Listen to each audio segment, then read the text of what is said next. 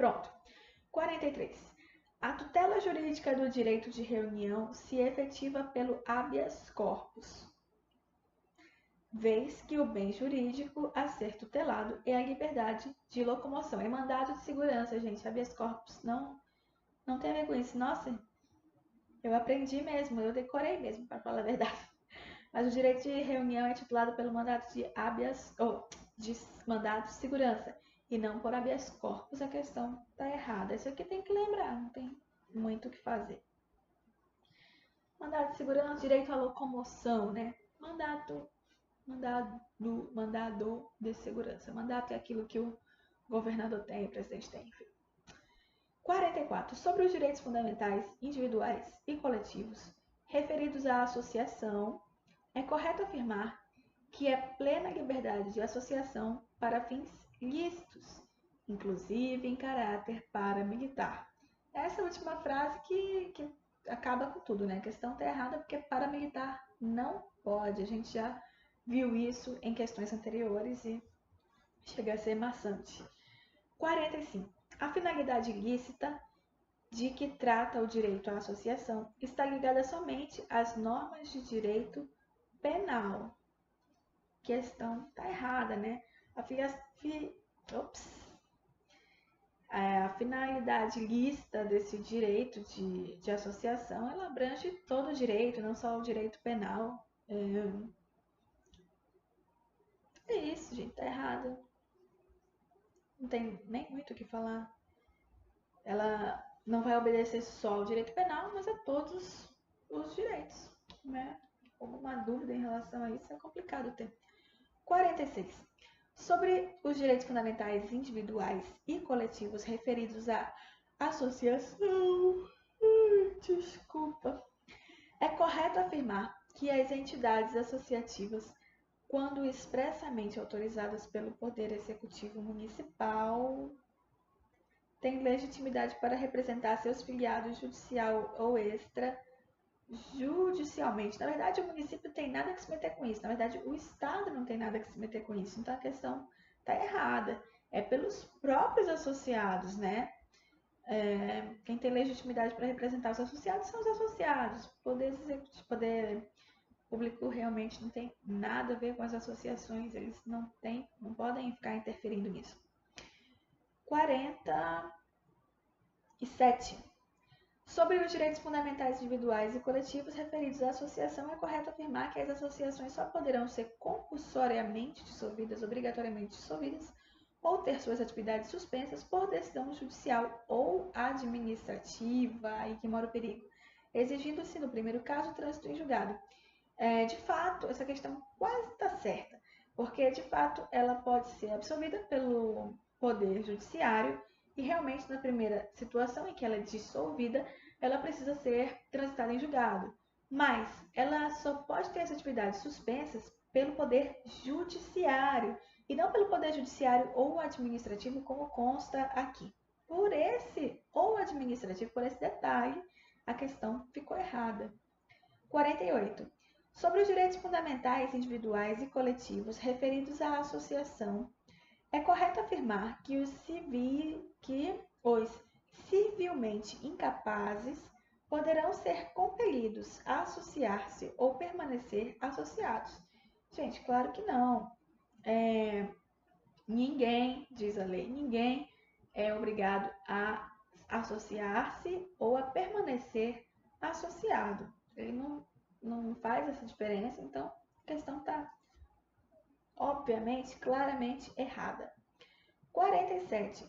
Sobre os direitos fundamentais individuais e coletivos referidos à associação, seguimos aí nesse assunto, é correto afirmar que a criação de associações, independente de autorização, sendo vedada a interferência estatal, afirmar que a criação de associações independe de autorização, sendo vedada a interferência estatal em seu funcionamento. A questão está correta, gente. De fato, ela pode ser criada sem precisar de autorização do Estado, mas quando ela termina, aí sim tem que ser o Poder Judiciário, né? Tem que ser uma decisão do Judiciário. e tem que ser transitada em julgado quando não cabe mais recurso. Agora, para a criação, ela realmente não precisa de autorização do Estado e o Estado não pode interferir. Questão 50 de 70, estamos perto. O sigilo profissional constitucionalmente determinado exclui a possibilidade de cumprimento de mandado de busca e apreensão em escritório de advocacia. Claro que está errado, tem sim, permite sim. Não é porque a pessoa é o escritório de advocacia que ele está liberado desse contexto. Não é por isso que ele vai ser um lugar que é possível cometer ato ilícito ali. Então, não abrange não.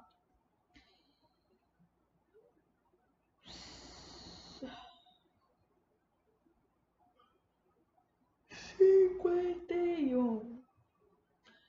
Ai, gente, falta 8 minutos para 1 da manhã, por isso esses bocejos, então, perdão. Os dados obtidos em interceptação de comunicações telefônicas, polêmico, judicialmente autorizadas para produção de prova em investigação criminal ou em instrução processual penal, não podem ser usados em procedimento administrativo disciplinar instaurado contra a mesma pessoa investigada, haja vista que prevalece no texto constitucional o regime da independência das instâncias. Está errado, pode sim. Pode sim, inclusive tem aquela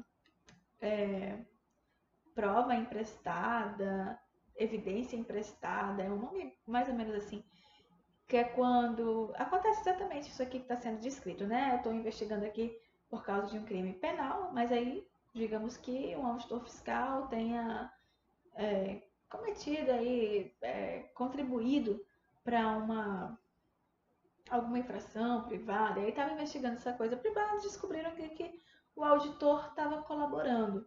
Ele pode sim ser, com base nessa gravação, nessa interceptação, enfim, né?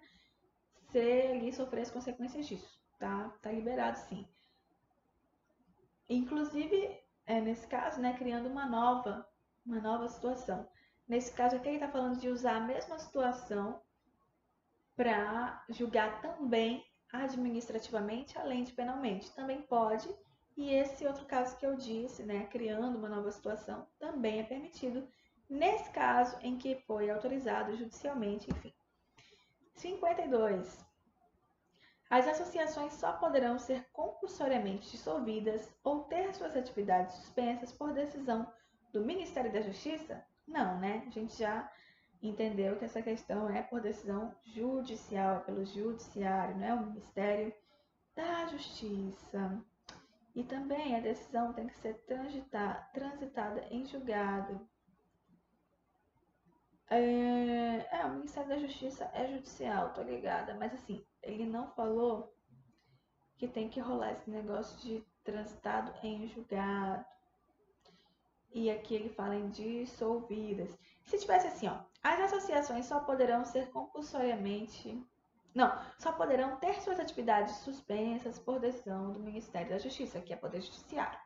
Estaria certo? Sim, estaria. Só que como ele colocou aqui, ó, dissolvidas, dissolvida tem que ter aquele negócio lá de transitado em julgado, ou seja, não cabe mais recurso nenhum, não pode mais fazer nada, foi transitado em julgado e decidiu judicialmente que vai ter a dissolução, vai acabar com essa associação. Acabou a associação, pronto, acabou. Mas precisa ser transitado em julgado.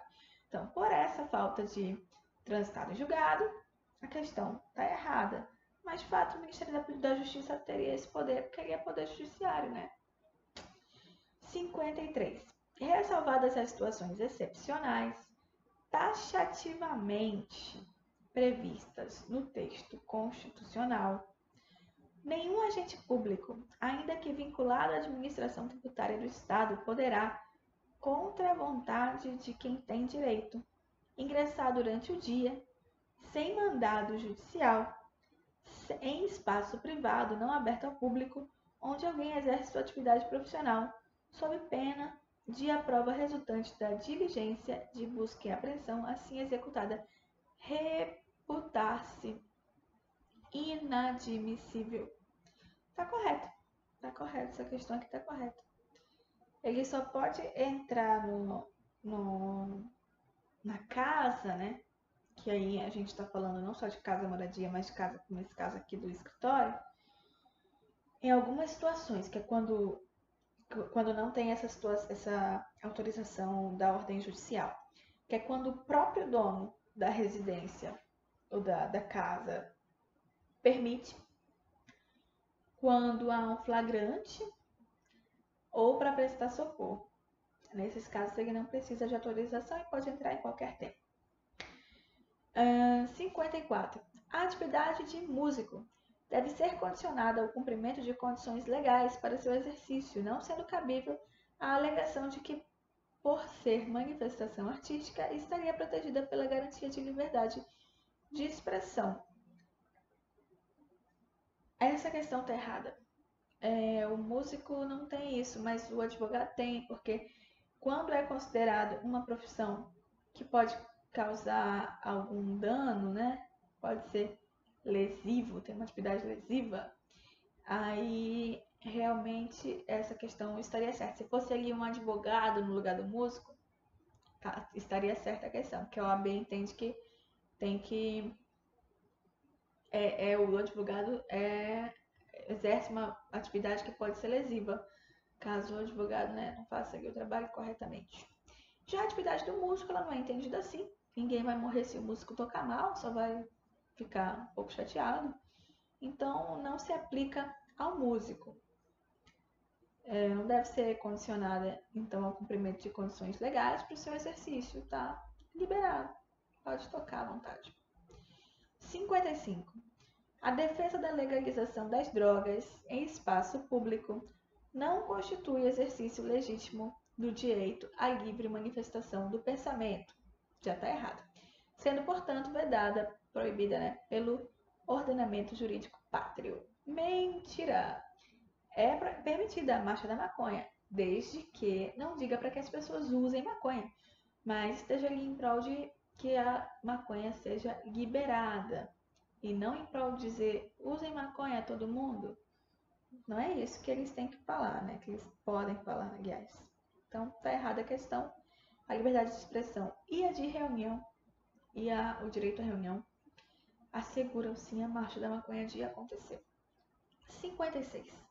O exercício concreto da liberdade de expressão assegura ao jornalista o direito de expender críticas a qualquer pessoa, ainda que em tom áspero, contundente, sarcástico, irônico ou irreverente, especialmente contra autoridades e aparelhos de Estado. Até aqui é isso mesmo. No entanto, deve responder penal e civilmente pelos abusos que cometer e sujeitar-se ao direito de resposta previsto no texto constitucional. Tá corretíssima a questão, é isso aí mesmo. O jornalista pode, de fato, falar mal aí das autoridades, fazer até de forma, assim, chocosa, né?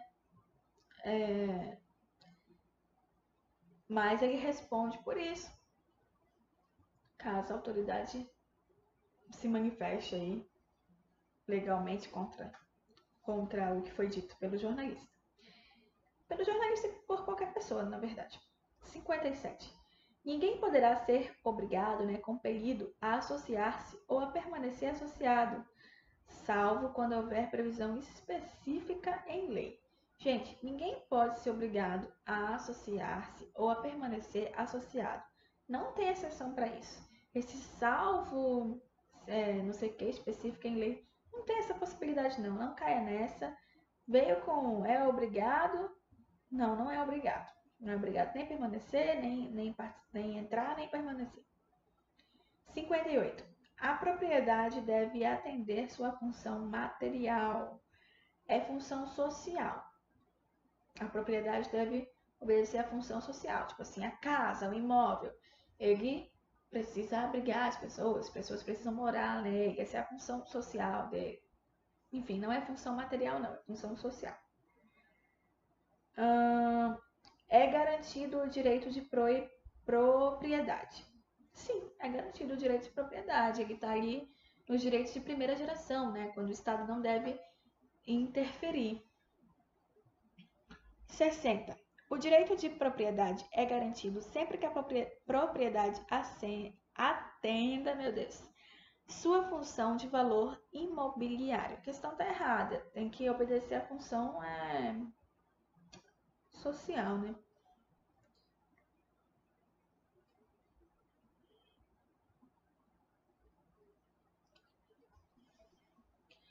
Ai, tá frio aqui. Por isso que eu tô com esse casaquinho, com esse blazer. 61. Ai, gente, a gente tá tão perto das 70. Na verdade, eu falei 70, mas são 72. Vamos lá. 61. Sobre o regime constitucional da propriedade, é correto afirmar que, no bojo dos direitos fundamentais, contemplados na Constituição Federal de 88, é concomitantemente, ao mesmo tempo, garantido o direito de propriedade e exigido que a propriedade atenda à sua função social. Tá perfeito, é isso mesmo. É exatamente isso, tá tudo certo. 62. A lei estabelecerá o procedimento para desapropriação por necessidade ou utilidade pública ou por interesse social, mediante posterior compensação tributária do valor devido ao proprietário. Tá tudo errado, gente. Primeiro que a indenização não é desconto no imposto. A indenização é pecuniária, é com grana mesmo. Eu vou te tirar da tua casa por causa de... Eu tenho 3 situações em que eu vou ter que te pagar essa indenização com dinheiro, né? São as citadas aqui, inclusive. Em caso de necessidade, utilidade pública ou por interesse social. Nesses 3 casos eu posso, eu não, o Estado, né? Entenda assim, que eu sou o Estado. Eu sou o Estado, eu sou uma rainha aqui. Esses 3 casos, o Estado pode, de fato, desapropriar seu imóvel, mas ele tem que te pagar com dinheiro e previamente, não é posteriormente, não é desconto no imposto. Então, essa questão aqui está errada por isso. 63. Sobre o regime constitucional da propriedade, é correto afirmar que a lei estabelecerá procedimento para desapropriação por utilidade pública mediante justa e prévia indenização em dinheiro ou bens da União. Ela não prevê essa possibilidade de desapropriação por bens da União. Se tivesse aqui assim, mediante justa e prévia indenização em dinheiro, ponto, estaria correta. Como ele veio com essa ou bens da União, só para confundir, tá errada, não caia nessa, não tem essa de bem da União, não. É dinheiro, dinheiro, dinheiro e pronto. 64. No caso de iminente perigo público, um perigo que está prestes a acontecer, né? A autoridade competente poderá usar de propriedade particular dispensada indenização posterior. Não é dispensada essa indenização posterior. Ela só é dispensada se não houver prejuízo ao proprietário. Como é que é isso? Há uma situação de perigo iminente, né? As pessoas houve alguma situação e agora as pessoas ficaram desabrigadas e elas precisam ficar em um lugar seguro, ou elas podem sofrer aí algum dano, ficar doente, ou enfim, morrer por estar desabrigado, qualquer situação nesse sentido. Então, o Estado pode, de fato, usar a sua casa, por exemplo, para levar essas pessoas que estão sem abrigo, já que a sua casa é vista aí, ficou em um lugar seguro, tá, não foi atingida. Ok, eu posso de fato levar as pessoas para sua casa sem necessariamente pedir da tua, necessariamente precisar da tua autorização, qualquer coisa assim. E eu não vou te pagar por isso, eu não vou pagar para ti, por exemplo, aluguel, nada desse tipo. O Estado não te deve essas coisas. Porém, se pela presença dessas pessoas lá, o teu imóvel, a tua propriedade sofrer algum dano, o Estado deve sim te pagar por isso, te ressarcir por isso posteriormente. Claro que posteriormente, depois da pessoa fazer o estrago lá, o Estado vem e te paga. Então, tem sim esse direito à indenização, a questão está errada. 65. Sob o regime constitucional da propriedade, é correto afirmar que, no caso de iminente perigo público, a autoridade competente poderá usar de propriedade privada, independente de prévia disciplina legal ou ato de desapropriação, assegurado ao proprietário apenas a indenização ulterior, depois, Se houver dano, tá correta essa questão. Agora sim, não precisa de desapropriação, porque quando o Estado faz isso, de usar a tua casa quando é o perigo iminente, ele não é dono da tua casa, ele não passa a ser dono da tua casa, ele está podendo usar. É você que concede ao Estado, concede assim, entre aspas, né? Tu não tem que conceder exatamente nada. Se o Estado quiser usar, ele usa. Mas a casa é sua. Mesmo quando as pessoas estão lá, quando o Estado está usando, a casa permanece sendo sua, o imóvel é seu, a propriedade é sua, o Estado só está utilizando. Então não tem desapropriação. Desapropriar é outra coisa. Desapropriar é quando eu vou te desapropriar, né? Te tirar essa apropriação que você tem. Então tá errado essa questão. 66. Ai meu Deus, eu já vejo a última questão daqui, tá na mesma página. Mas o vídeo já tá longo. Mas vamos lá. 66. Sobre os direitos fundamentais individuais e coletivos referidos ao direito de propriedade. É correto afirmar que, no caso de iminente perigo público, a autoridade competente poderá usar de propriedade particular dispensada indenização posterior. Não, não é dispensada, como a gente já sabe, se houver dano, vai pagar, então a questão está errada. A pequena propriedade rural, assim definida em lei, desde que trabalhada pela família, não será objeto de penhora para pagamento de débitos decorrentes de sua atividade produtiva. Correto, perfeitamente. É isso mesmo. Sobre os direitos fundamentais individuais e coletivos referidos ao direito de propriedade, é correto afirmar que é garantido o direito de legado e, nos limites da lei, o direito de herança. Essa questão é nova aqui pra gente, né? Vamos ver o comentário dele. A Constituição não garante o direito de legado, apenas o direito de herança. Então a questão está errada. 69. A garantia do direito de herança não se afigura como direito de garantia fundamental. Sim. A direito de herança é um direito de garantia fundamental, sim. A questão está errada. 70. A sucessão de bens estrangeiros situados no Brasil será sempre regulada pela lei brasileira em benefício do cônjuge ou dos filhos. Esse negócio, quando já vem sempre, ainda que você não tenha estudado o assunto, você já fica desconfiado, né? Sempre, todos, nunca. Aqui não é uma exceção, a questão está errada. Por que está errada? Porque não é sempre, mas vai ser priorizado a lei que melhor beneficia os beneficiados ali, né? Beneficia os beneficiados é maravilhoso, mas assim, que beneficia os herdeiros desse sujeito aí que é estrangeiro, enfim. 71. A lei assegurará aos autores de inventos industriais privilégios apenas temporários para sua utilização. Correto, é isso mesmo, a gente já falou disso anteriormente, então não vou falar de novo, mas a questão está correta. 72, e última questão.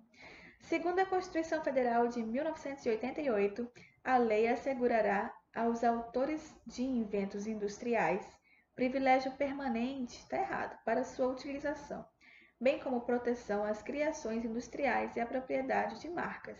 É temporário, né, gente? A gente já viu isso e a gente fecha tranquilinha aqui essas 72 questões. E foi isso, então. Muito obrigada. Até a próxima bateria de questões.